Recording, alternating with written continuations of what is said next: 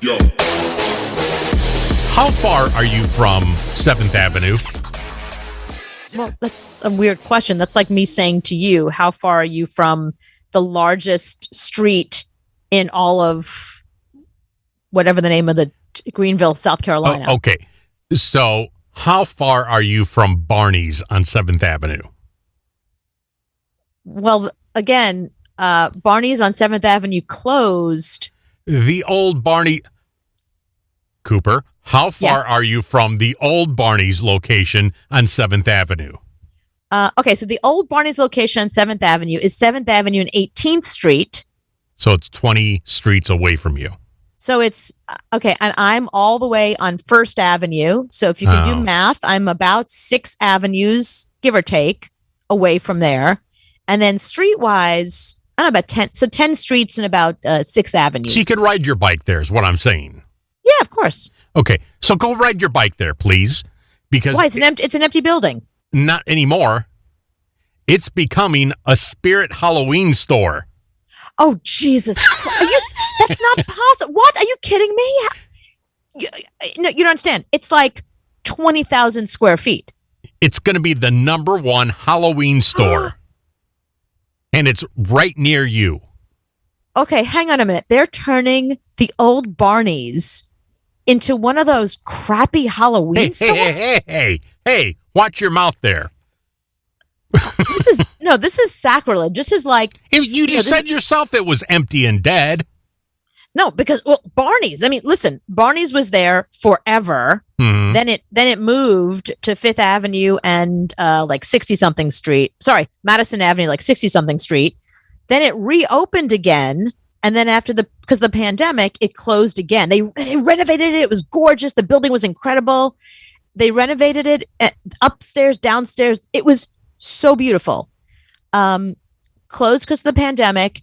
And it is this big, beautiful, empty store. It's really sad. So what was Barney's? Was it like a Belk's or Macy's or... That's adorable. No. Barney's was where all the highest end designers were. Like the biggest name designers were there. It had like Puma. No. Like Carolina Herrera. Like designers, Gucci.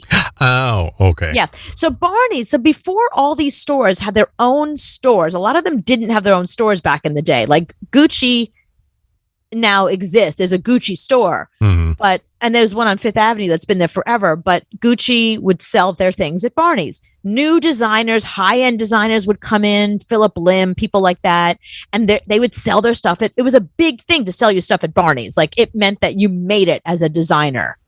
Manolo Blahnik it was exclusively either at their tiny little shop on 54th Street or Barney's. Those are the only 2 places in all of New York that you can get Manolo Blahnik And they knew you by name.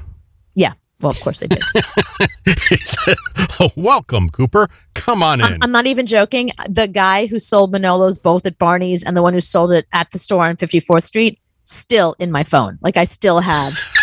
They would text me and be like, got some new stuff, or we're having a secret sale. Why don't you come down for the secret sale?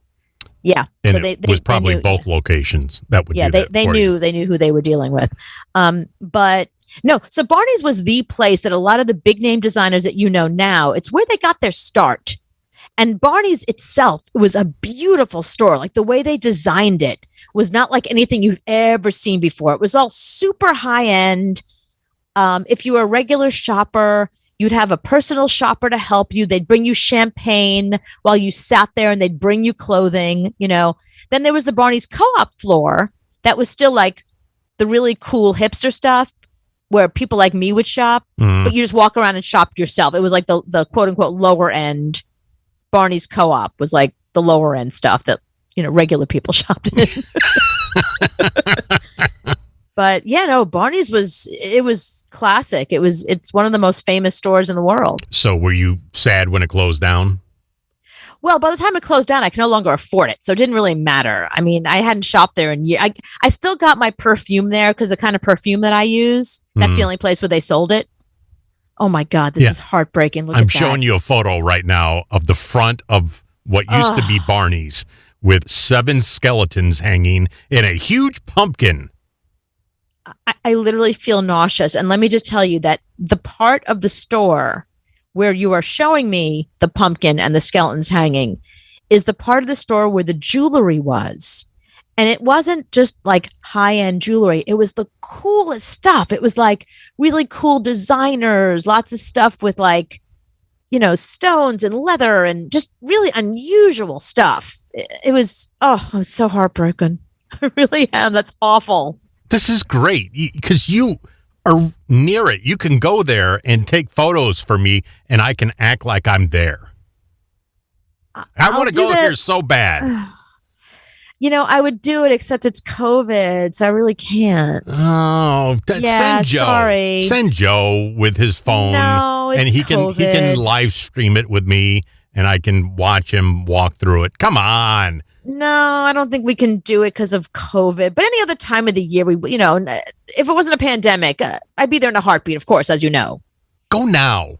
Take your mic and go now. Just run it down the street. I want to see it. I want to see the inside. This has been a really heartbreaking year because of stuff like this. There was a place that I grew up going to, a coffee shop that I grew up going to called The Coffee Shop. It was well known. Everybody would hang out there. If you went late night, it was 24 hours. If you went late night after a club, you might see a celebrity there. Sex and the City would shoot stuff there all the time. It is now closed and turned into a Chase Bank. And it's not even a real bank. It's probably just kiosks. That's exactly what it is. It's not a bank. It's just kiosks. You're right. It's exactly what it is. So nobody works there, just machines. That's right.